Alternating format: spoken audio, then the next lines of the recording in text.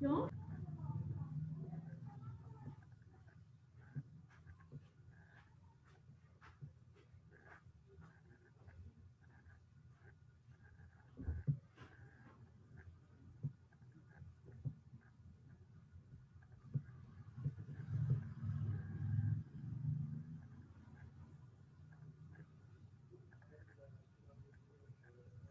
अस्सलाम वालेकुम स्टूडेंट्स। वालेकुम सलाम मैम।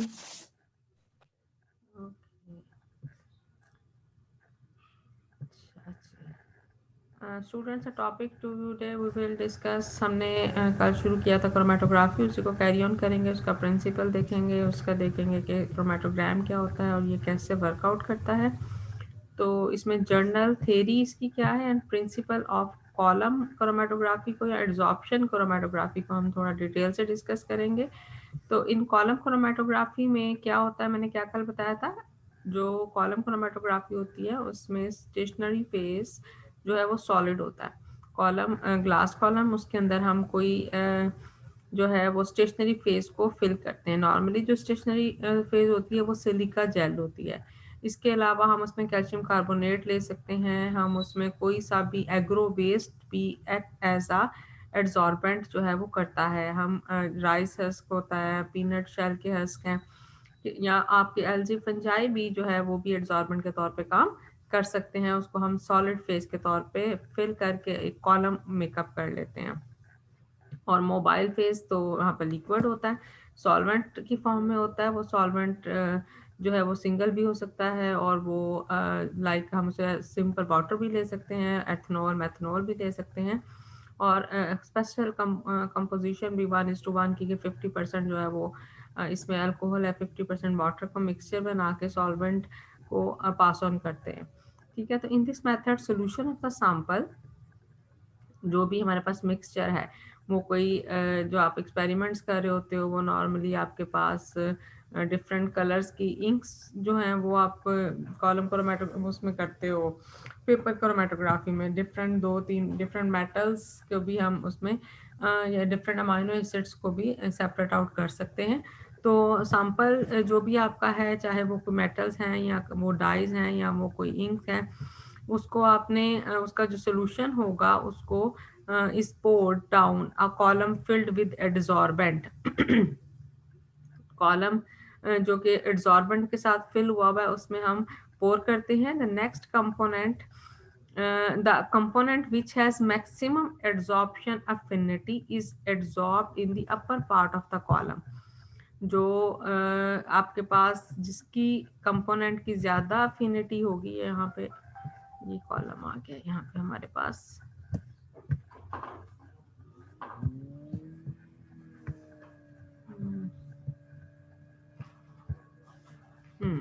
ये देखिएगा इस तरह से ये ग्लास कॉलम होगा। जैसे आपका ब्यूरेट होता है ना, वैसे ही ग्लास कॉलम होता है। तो इसका हम स्पेसिफिक, इसका डाया क्या है, इसकी लेंथ क्या है, और कॉलम की लेंथ जितनी फिलिंग होती है ना उसके अकॉर्डिंगली हम उसको मेंशन करते हैं। तो यहाँ पर हम इसके जो है ये जो सारी फिलिंग होती है ये एड्जॉर्बेंट के साथ होती है, जो कि सिलिका जेल हम यहाँ पे कंसिडर कर रहे हैं कि ये सिलिका जेल है। ठीक है, ये देखिएगा यहाँ पे इसने और भी क्लियर करके बताया कि नीचे प्लग का मतलब क्या है कि इसकी जो हाइट है उसको जब हमने मेजर करना है तो वहाँ पे यूनिफॉर्मिटी हो, तो उसको करने के लिए नीचे इसको ग्लास वूल के साथ पैक किया जाता है, या यहाँ पे कॉटन भी रखी जा सकती है। लेकिन नॉर्मली हम इसे ग्लास वूल के साथ नीचे उसका एक बेड बनाते हैं, इसके ऊपर हम अपने एड्जॉर्बेंट को उसकी फिलिंग करते हैं। ठीक है, चलो ये कौन सा यहाँ से लेके यहाँ तक का एरिया ये एड्जॉर्बेंट पैकिंग मटेरियल का उसने उसको नाम दिया। ठीक है, और फिर ऊपर हम उसके जो है पोर करते हैं अपना सब्सटेंस, जिसको हमने सॉल्वेंट के साथ या हम उसको उसका अलहदा से सोल्यूशन भी मेकअप हो सकता है, उसको पोर कर देते हैं और फिर हम अपना मोबाइल फेस को पास ऑन करते हैं। अच्छा, अब क्या होता है, वो कहता है कि जिस कंपोनेंट की सबसे ज़्यादा अफिनिटी है, किसके साथ सबसे ज़्यादा अफिनिटी है, आपके एड्जॉर्बेंट के साथ, आपके पैकिंग मटेरियल के साथ, वो सबसे ऊपर उसकी जौन सी है वो लेयर बन जाएगी, ठीक है। उसके बाद जिसकी एफिनिटी उससे कम है वो थोड़ा सा इसको पास ऑन करके उसकी यहाँ कहीं मिड में या नीचे, as the affinity with the adsorbent decreases, क्या होगा, वो उसकी जौन सी एड्सॉर्प्शन है, उसकी जो लेयर है वो बिलो द कॉलम बनेगी। और जिसकी यानी कि उसकी एफिनिटी जौन सी है वो कम है आपके एड्सॉर्बेंट के साथ, लेकिन उसकी एफिनिटी ज़्यादा है, किसके साथ उसकी एफिनिटी ज़्यादा है, मोबाइल फेस के साथ। तो जिसकी एफिनिटी सबसे ज़्यादा मोबाइल फेस के साथ है वो उसके साथ एल्यूट आउट होना शुरू हो जाएगी, और जिसकी एड्सॉर्बेंट के साथ ज़्यादा है वो वहाँ पे जाके एड्सॉर्ब हो जाएगा, ठीक है। तो यहाँ से हम देख लें, तो component which has maximum adsorption affinity is adsorbed in the upper part of the column. The next component is adsorbed in the lower portion of the column, which has less adsorption affinity than the first component. This method is continued.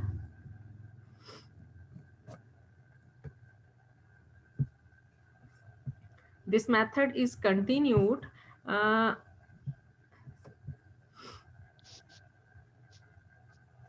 as a result, the components are partially separated and adsorbed on the various parts of the column. Okay, these are marked by different bands or zones. If at the stage the pure solvent is allowed to flow through the column, the bands become well defined. हम gradually एक खास speed के साथ solvent को flow over दे देते हैं कि ये 1 ml पर मिनट में पास ऑन होगा, 2 ml पर मिनट में पास ऑन होगा। तो अकॉर्डिंग टू डैट जो है वो पेरिस्टाल्टिक पंप से हम उसको एक खास स्पीड देते हैं, और आपका जो फाइन जो आपके ये बैंड्स हैं वो रिफाइन होना शुरू हो जाते हैं। Solvent is allowed to flow the column, the band become well defined, the banded column of the adsorbent is termed chromatogram. तो एड्सॉर्बेंट जो आपको ये भी सिलिका जेल मैंने कॉलम दिखाया, वो कहता है जब वो आपके पास इसके बैंड्स डेवलप होना शुरू हो जाते हैं तो अब हम इसको कॉलम की बजाय क्या कहते हैं, chromatogram, and the operation is called development of chromatogram. इस प्रोसेस को हम कहेंगे डेवलपमेंट ऑफ क्रोमेटोग्राम। और जब बैंड्स अपीयर हो जाते हैं, the banded column of the adsorbent is termed chromatogram. In this method the mass m of the solute adsorbed per unit weight of the adsorbent depends on the concentration of the solute, and the process is governed by the equation called Langmuir adsorption isotherm. वो कहता है ये adsorption किस तरह से होती है, Langmuir adsorption isotherm को फॉलो करते हैं।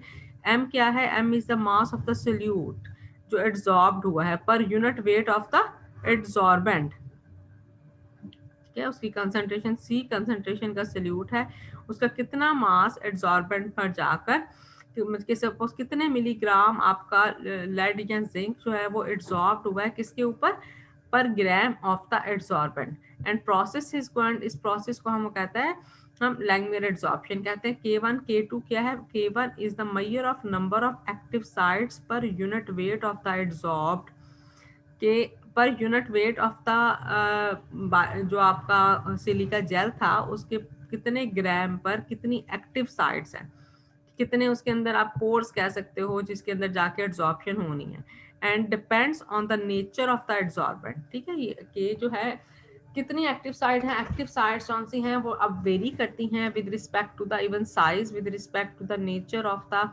कंपोनेंट, कि वो सेलुलोज का बना हुआ है, लिग्निन का बना हुआ है, वो किस चीज़ का आपका एड्सॉर्बेंट है, वो सिलिका जेल है। तो उसके जो कंपोजिशन है वो डिफाइन करती है कि उसमें पोर्स कितनी होंगी और उसको हम कितना रिफाइन कर रहे हैं हम, वो उसका जो साइज, पार्टिकल साइज है वो is another very important parameter जो डिसाइड करता है कि उसकी एक्टिव साइट्स कितनी हैं। कंसंट्रेशन सोल्यूट पर डिपेंड करता है, और इस प्रोसेस को हम यहाँ पे हम K2 is a measure of affinity of solute for the adsorbent. जो K2 है ये क्या है, ये अब उसकी स्पेसिफिसिटी है कि वो किस, देखें जो उसका साइज होगा, पार्टिकल साइज होगा, पार्टिकल साइज के दरमियान जो स्पेसिस हैं उसे हम कहेंगे वो उसकी एक्टिव साइड्स बनाती हैं। अब एक्टिव साइड्स ही वो जो size of the active sides है वो डिफाइन करेगा कि आपका जो मालिक्यूल है उसकी कितनी एड्सॉर्प्शन उसके ऊपर होनी है। अगर हम एक लेड का आयन लेते हैं और as comparison to the lead हम कोई गोल्ड और सिल्वर का लेते हैं तो दोनों का साइज में डिफरेंस है ना, तो अब उसकी एक्टिव साइट का साइज क्या है, ये अब हमें जो एड्सॉर्बेंट है वो क्या होना चाहिए, वो स्पेसिफिक एंड सिलेक्टिव। ये हमारी एक इन्वेस्टिगेशन हो सकती है कि हमारा एक जो कंटामिनेंट है या जो हमारा एक एलिमेंट ऑफ या सब्सटेंस ऑफ इंटरेस्ट है उसको हमने किस तरह से उसके लिए स्पेसिफिक और सिलेक्टिव एड्सॉर्बेंट को चूज करना है। तो K1 क्या था आपके पास, number of active sites. K2 क्या है, affinity of the solute for the adsorbent. If after the development of chromatogram the flow of solvent is continued, फिर हम सॉल्वेंट को कंटिन्यू करते हैं, the adsorb components are desorbed और eluted, the least of easily adsorbed component is carried off first. जो सबसे नीचे उसका कंपोनेंट जो सेपरेट आउट हुआ था, जो आपके क्रोमेटोग्राम में जो सबसे नीचे लेयर बनी थी, उसकी एफिनिटी एड्सॉर्बेंट के साथ सबसे कम थी। जब हम सॉल्वेंट को पास ऑन करते हैं तो वो सबसे पहले इस कैरिड ऑफ फर्स्ट, वो सबसे पहले एड्सॉर्बेंट को छोड़ देता है और मोबाइल फेज में के साथ बाहर एल्यूट आउट हो जाता है। As more and more of the solvent is allowed to flow, the various components get eluted one after another such that the most strongly adsorbed components are carried down last। और जो सबसे ऊपर वो कहता है कि जिसकी एड्सॉर्प्शन एफिनिटी सबसे ज्यादा थी वो सबसे एंड पर एल्यूट आउट होगा। The pure compound is separated from the elute by removing the solvent from it. और फिर हमारे पास डिफरेंट मेथड्स होते हैं, जो हम वेपोरेशन भी उसमें आ सकता है, फिल्ट्रेशन तो नहीं आएगा उसमें, इसमें रोटरी आ सकता है, कि फ्रीज ड्राइंग आ सकता है। तो हम डिफरेंट मेथड में से कोई सा भी अकॉर्डिंग टू अवर अवेलेबिलिटी हम अपने सॉल्वेंट को जो है वो रिमूव करते हैं, और हमारे पास जो सल्यूट जिसकी कि हम प्योरिफिकेशन चाह रहे होते हैं, प्योर फॉर्म में चाह रहे होते हैं, तो वो हमारे पास आ जाता है। Nowadays the separated components are quantitatively analyzed by means of a suitable instrument called detector।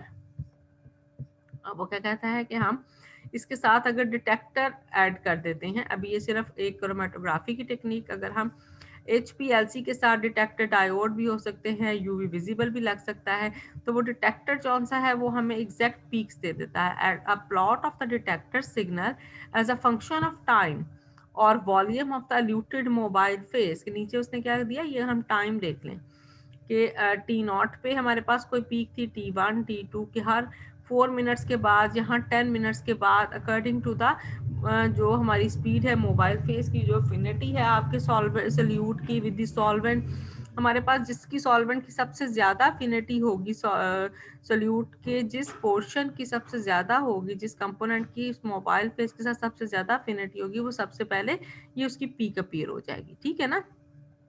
Suppose अभी हमने जो कल पढ़ा था क्लोरोफिल है, ज़ैंथोफिल है, तो अब जिसकी सबसे ज़्यादा मोबिलिटी मोबाइल फेस के साथ एफिलिएशन है, वो एड्सॉर्ब जो आपका कॉलम है उसमें सबसे नीचे बैंड बनाएगा और मोबाइल फेस के साथ सबसे पहले एक अपनी पीक दे देगा। ठीक है, और हम इसको ड्रॉ कर सकते हैं, चाहे हम एक्स एक्सिस पे टाइम रख लें कि हर 10 मिनट के बाद हमने देखना है, या कि डिटेक्टर ने डिटेक्ट करना है कि अब कौन से कंपोनेंट की पीक आ रही है, या हम ये देख लें कि हर 5 ml पास होने के बाद हमने देखना है कि डिटेक्टर ने ये डिटेक्ट करना है कि मोबाइल फेस में कोई कंपोनेंट की पीक अपीयर हो रही है या नहीं। A plot of the detector signal as a function of time or volume of the eluted mobile phase known as chromatogram। तो इसको उसने क्या कह दिया, ये क्या है, क्रोमेटोग्राम है। And it consist off peak for each of the separated solute bands.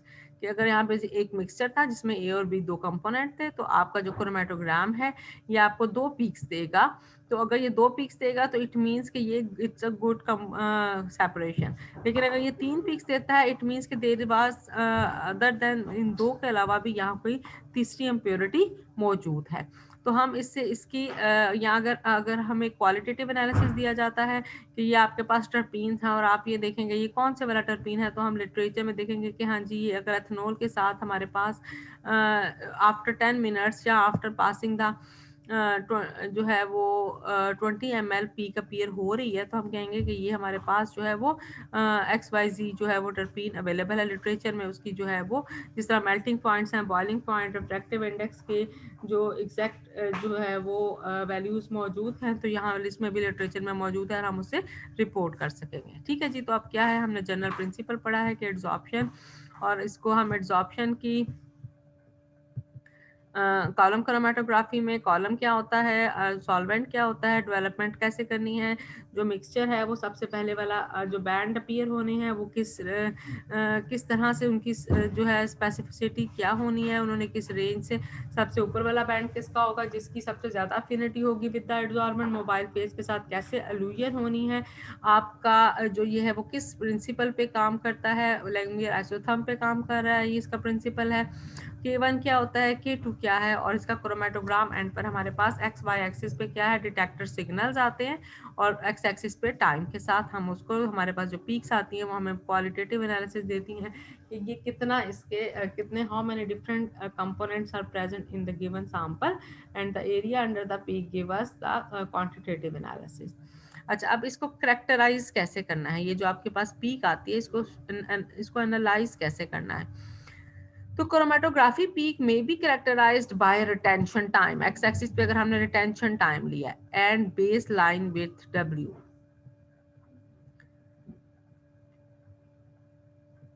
जैसे ये कह रहे हैं, ठीक है ना, ये वो कहता है, ये हमारे पास नीचे हमने रिटेंशन टाइम कि कितनी देर तक आपका सल्यूट आपके सॉल्वेंट या एडसॉर्बेंट में रहा, और डिटेक्टर सिग्नल है, और ये जो इसकी ये दो पीक की जो विड्थ है डब्ल्यू है, इसको हम इसका क्वांटिटेटिव एनालिसिस के लिए यूज करते हैं। The baseline width is determined by intersection of tangent lines drawn through the inflection point on either side of the chromatography peak with the baseline. Tangent उसने कहा कैसे ड्रॉ करना है कि पीक कौन सा है, पीक जो है वो नैरो भी हो सकती है और पीक जो है वो ब्रॉड भी हो सकती है। पीक जितनी नैरो होगी वो हमारे लिए उतनी ही उसकी सेपरेशन, जितनी नैरो पीक होती है हम कहते हैं कि उतना ही क्रोमेटोग्राम गुड है, सेपरेशन अच्छी हुई है, सॉल्वेंट भी प्योर थे, और जो हमारे हमने प्रोटोकॉल सेट किया था वो भी इसके लिए बेस्ट था। तो हमने ये इसको टेंजेंट, अगर ये इस तरह से आपके पास ब्रॉड पीक है तो हमने इसके ये ऐसे इसके 90 के एंगल पर टेंजेंट ड्रॉ कर लेने हैं और फिर हम इसका W कैलकुलेट कर सकते हैं।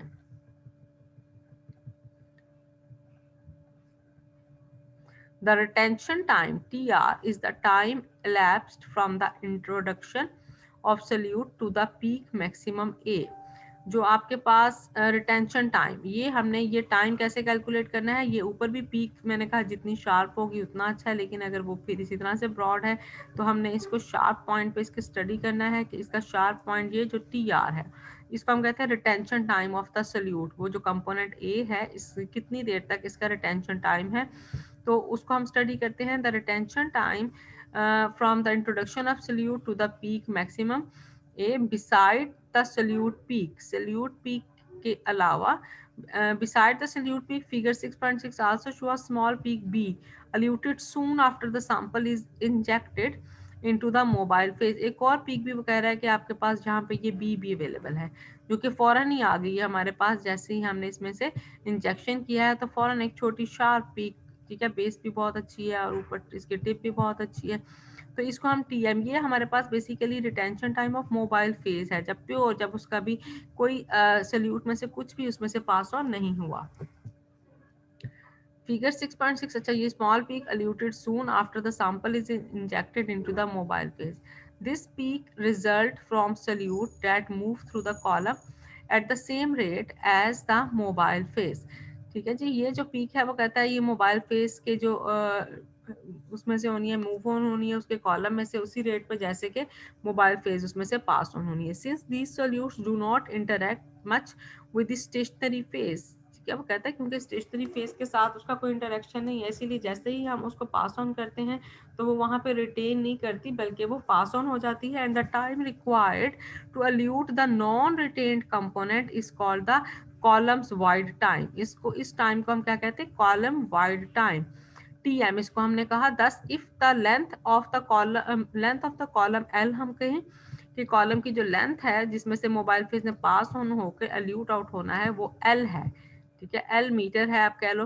Then the average rate of solute migration, तो जो आपका सल्यूट माइग्रेशन का एवरेज रेट क्या होगा, L/TR।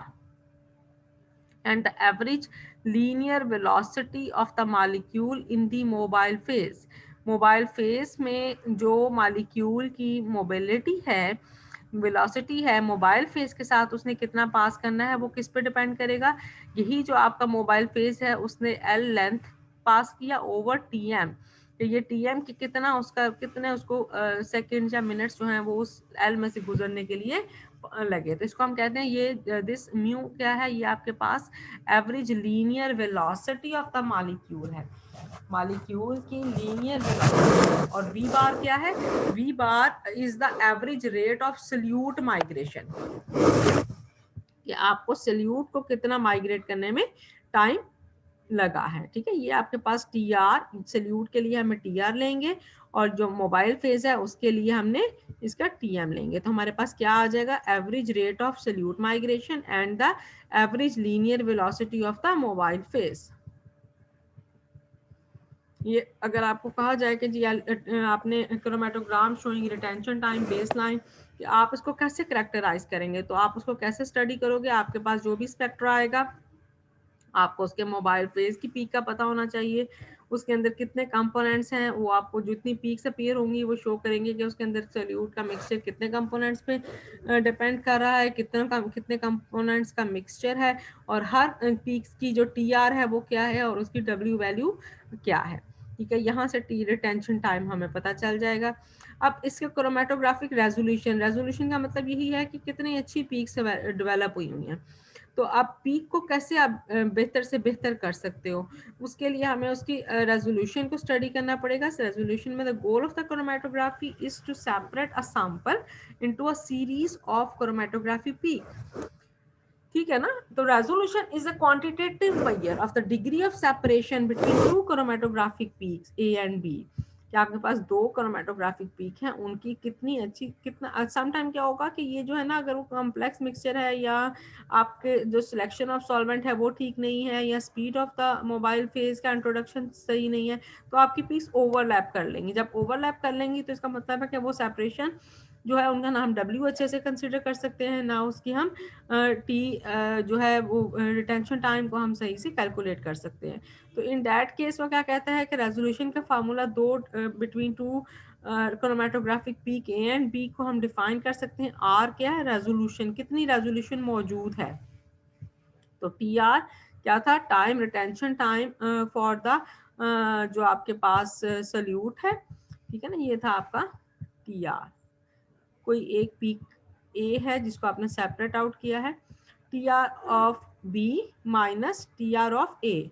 अब आपके पास सपोज उसने कहा कि यहाँ पे कोई दो डिफरेंट कंपोनेंट्स हैं, ये जो है ये तो हमने मोबाइल फेज का कह दिया था ना, अगर दो पीक्स हैं और उसका हमने देखना है कि सेपरेशन कितनी है, उसकी रेजोल्यूशन कितनी है, तो retention time of B component minus retention time of A component divided by 0.5 और W B plus W A के जो आपके दो कंपोनेंट्स हैं उनकी जो बेस वेट है वो कितनी है, इज इक्वल, इसको अगर हम कह लें तो वो कहता है कि 2 delta T are retention time जितना दोनों के दरमियान रिटेंशन टाइम में डिफरेंस है। सपोज अगर हम यही ले लेते हैं, कंसिडर करते हैं कि ये कोई बी कंपोनेंट की पीक है, तो T R minus T M, ठीक है ना, इसी को टी आर टू कह दो, टी आर बी कह दो, तो उन दोनों का जो डिफरेंस होगा उसको हमने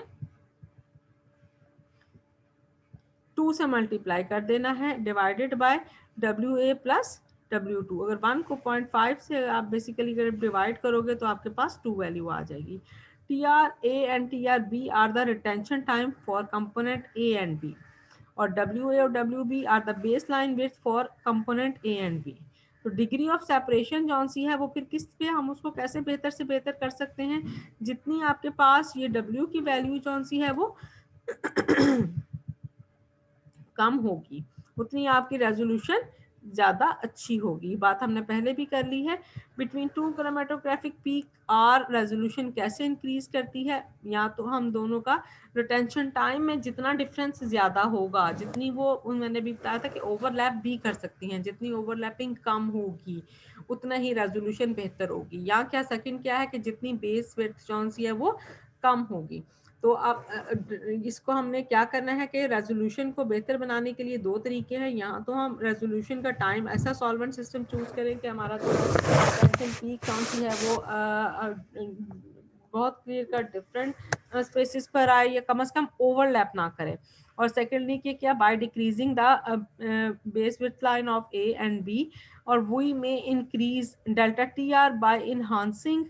अच्छा, वो कहता है अब ये टी आर को कैसे इन्हांस कर सकते हो आप, interaction of solute with the column, जितना आपका जो सोल्यूट का कॉलम के साथ जितने अच्छे बैंड्स डेवलप हुए होंगे, जितने डिफरेंस पर जितने पर बैंड डेवलप होंगे, इसका मतलब है उतना ही जो है वो मोबाइल फेस के साथ वो स्लोली मूव ऑन करेगा। अल्यूशन जौन सी है उसकी वो बहुत एक्टिवली नहीं होगी, जिसकी वजह से पीक्स के दरमियान जो है वो डेल्टा टी आर की वैल्यू ज़्यादा हो जाएगी with the column or by increasing column selectivity for one of the solute. Resolution is governed by several factors. अब resolution किन factors पे affect कर रही है, इसको अब हम देख लेते हैं। एक हमने देख लिया कि रेजोल्यूशन क्या होती है, किस तरह से हमें अच्छी रेजोल्यूशन मिल सकती है। अब कौन से फैक्टर्स, अब जिस तरह से ऐसे क्लियर है कि माइग्रेशन रेट क्या है, पार्टीशन रेशियो। पार्टीशन रेशियो क्या है कि आपका जो मोबाइल सोल्यूट है वो उसकी पार्टीशन रेशियो आपके सॉल्वेंट के साथ कितनी है, और आपके जो एब्जॉर्बेंट है उसकी कैपेसिटी कितनी है, एब्जॉर्प्शन कैपेसिटी कितनी है। तो distribution of the solute A between mobile phase and the stationary phase can be represented by an equilibrium reaction. AM reversible reaction में आपके पास AS ये मोबाइल फेज में है और ये आपके पास ये स्टेशनरी फेज में मौजूद है। द इक्विलिब्रियम कांस्टेंट, इसका हम क्या कहेंगे, K is the partition coefficient. हमें पता है कि concentration in the solid phase divided by concentration of the component A in the mobile phase, where concentration of the solute in the solid phase is the molar analytical concentration of the solute in the stationary phase, and Cm is the concentration of solute in mobile phase. To determine the migration rate of solute or column, an experiment parameter called capacity factor K dash is widely used. अब migration rate क्या है, salute का migration rate column में किस तरह से वो move on कर रहा है कॉलम में, वो डिपेंड करता है, उसको हम क्या कहते हैं, कैपेसिटी फैक्टर, कि वो कितना एब्जॉर्ब्ड हो रहा है, is equal K multiply V S over V M. V S over V M क्या है, ये volume of the stationary and mobile phase, ठीक है। Vs and Vm is the volume of the stationary and the mobile phase respectively. The migration rate of the solute is given by, ये जो आपके पास K dash क्या थी, K dash आपके पास उसकी capacity थी एड्जॉर्बेंट की, कि कितने वो उसके में जाके एड्जॉर्ब हो जाएगा।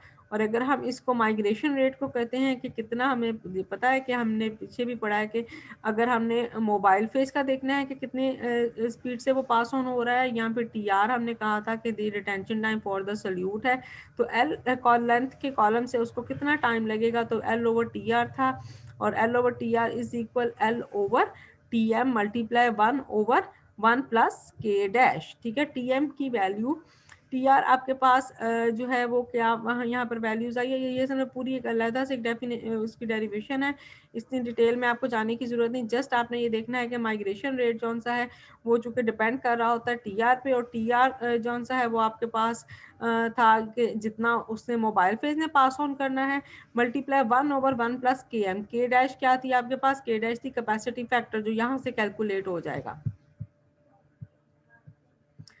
अब इस इक्वेशन को आप रीअरेंज करेंगे तो आपके पास के डैश की वैल्यू जो कि कैपेसिटी फैक्टर था, जो हमें बेसिकली स्टेशनरी फेज के लिए रिक्वायर होता है, आपको एब्जॉर्प्शन के लिए रिक्वायर होता है, वो आपके पास यहाँ से आ जाएगा। के डैश इज इक्वल जो retention time of the component A minus retention time of mobile phase divided by retention time of mobile phase. तो ये आपको बेसिकली उस एब्जॉर्बेंट की कैपेसिटी, एब्जॉर्प्शन कैपेसिटी की इंफॉर्मेशन दे देगा। इफ के डैश की वैल्यू इज लेस देन 1, अगर ये वैल्यू लेस देन 1 है तो इट मीन्स कि द रिटेंशन टाइम इज जो है वो बहुत थोड़ा है, और जो आपका एल्यूजन है वो बहुत रैपिडली हो जाएगी, एब्जॉर्प्शन के लिए प्रॉपर टाइम नहीं मिल रहा। और if it is lies above 5 तो elution time become in according late है वो, ठीक है ना। मैक्सिमम और मिनिमम की रेंज उसने 1:5 के दरमियान बताई हुई है। Ideally, separation is performed in which L dash lies in the range of 1 and 5 कि 5 से ऊपर अगर टाइम वैल्यू आती है, दोनों का जो डिफरेंस है रिटेंशन टाइम का वो 5 से ऊपर है, तो इसका मतलब है कि आप ये जो सेपरेशन है वो बहुत स्लोली हो रही है।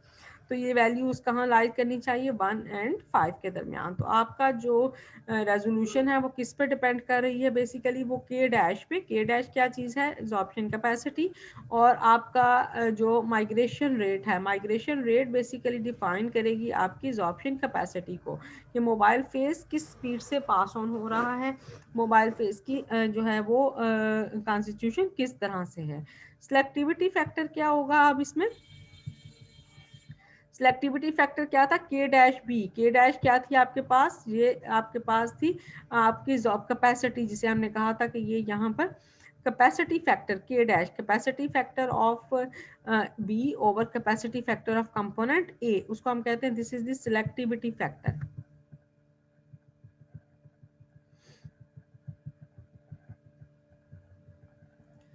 अच्छा, अब सिलेक्टिविटी फैक्टर वो क्या है, वही जो आपके पास था कि retention time of B minus के जो आपके दो कंपोनेंट हैं ए और बी, और वो मोबाइल फेस में से पास हो रहे, एक मोबाइल फेस है, तो आपका मोबाइल फेस किसके लिए कितना ज़्यादा सिलेक्टिव है, उसकी सिलेक्टिविटी कितनी है, सिलेक्टिविटी की वैल्यू कौन सी है, सिलेक्टिविटी की वैल्यू जो है वो ग्रेटर देन 1 होगी। अगर वो सिलेक्टिविटी देखें, ये जो आपने हमने कहा कि ये कोई कंपोनेंट हम दोनों में से कोई सा भी एक ऊपर ले सकते हैं, 1 और 2, ए और बी, तो यहाँ पे ये आपके पास selectivity of mobile phase for component B, ठीक है, उसको हमने उसका के डैश कैलकुलेट कर लिया ओवर के डैश हमने क्या कर लिया, आपका जो कंपोनेंट ए का सिलेक्टिविटी कैलकुलेट करने के लिए। तो अब वैल्यू कौन सी है वो आपके पास रीअरेंज करेंगे, टीएम टीएम से कैंसिल हो जाएगा, सिंपली जो है retention time of mobile face minus retention time of retention time जो है आपका पास ये क्या है, बी कंपोनेंट का, और ये मोबाइल फेस का, ये ए कंपोनेंट का और ये मोबाइल फेस का। तो द अल्फा इज इक्वल 1, जब दोनों की जो है वो रिटेंशन टाइम सेम होगा तो ये वैल्यू क्या होगी, 1 होगी। अगर रिटेंशन टाइम बी का ज़्यादा है and alpha is greater than 1, ठीक है ना, वन जो है वो बी का ज़्यादा होगा देन द ए, और अगर लेस देन 1 होगा अगर ए का रिटेंशन टाइम बी से ज़्यादा होगा। तो इन दिस वे हम करेक्टराइज कर सकते हैं। ये सारा क्या है, रिपोर्टिंग करनी है, आपने कॉलम को रन करना है, आपने एक्सपेरिमेंट को रन करना है, आपने कैलकुलेशंस देनी है कि रिटेंशन टाइम क्या है, रिटेंशन टाइम के बाद आप उसको फर्दर स्टडी करोगे कि रेजोल्यूशन कितनी थी, रेजोल्यूशन के बाद फिर आप देखोगे कि आपके कॉलम की, आपके मोबाइल फेस की क्या प्रोटोकॉल था, किस स्पीड पर आपने उसको रन किया, क्या कॉम्बिनेशन रखा, उसके बाद उसकी सिलेक्टिविटी फैक्टर क्या आया, उसका इसका जो कैपेसिटी थी वो कैपेसिटी फैक्टर है वो क्या है, और कैपेसिटी फैक्टर के बाद उसका सिलेक्टिविटी फैक्टर क्या है। तब आप ये सब चीज़ें रिपोर्ट करेंगे, देन यू आर एबल कि आपने एक जो है वो कॉलम क्रोमैटोग्राफी के एक्सपेरिमेंट रन किया है और उसकी ये रिजल्ट्स आए हैं, और ऑन दैट बेस आप उसको उसके क्वालिटेटिव बताओगे कि हाँ जी इस कंपोनेंट को ए या बी जौन सा है वो कोई XYZ सब्सटेंस है और उसकी इतनी मिकदार मौजूद है, और ये उसका कॉलम स्पेक्ट्रा है, सॉरी कॉलम क्रोमैटोग्राम है। अब कॉलम की एफिशिएंसी, ये तो हमने देख लिया ना कि मोबाइल फेस के साथ कैसे पास करें। अब कॉलम की एफिशिएंसी को हम कैसे स्टडी करते हैं कि कॉलम कितना एफिशिएंट है, उसके लिए वो कहता है कि chromatography column is assumed to consist of discrete sections at which अच्छा ये थोड़ा सा आपको क्रिटिकल हो जाएगा, ये हम मेरा ख्याल है कल करेंगे क्योंकि टाइम अब हमारे पास सिर्फ 5 मिनट्स रह गए हैं। इसमें से आपने कुछ पूछना है तो मुझसे पूछ लीजिएगा, 5 मिनट्स अभी रहते हैं, किसी ने कोई क्वेश्चन करना है?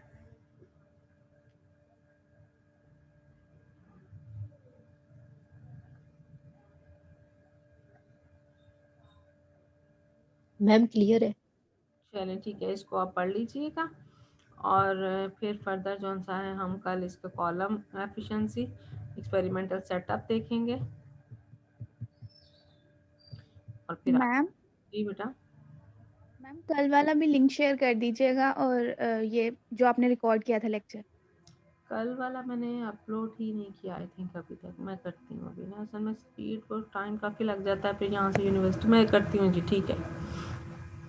और मैम तो क्रोमेटोग्राफी वाले नोट्स भी शेयर कर दीजिएगा।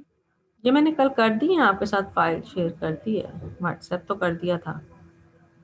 मैम नहीं की नहीं ये किया? वाला। चलें ठीक है, मैं देखती हूँ।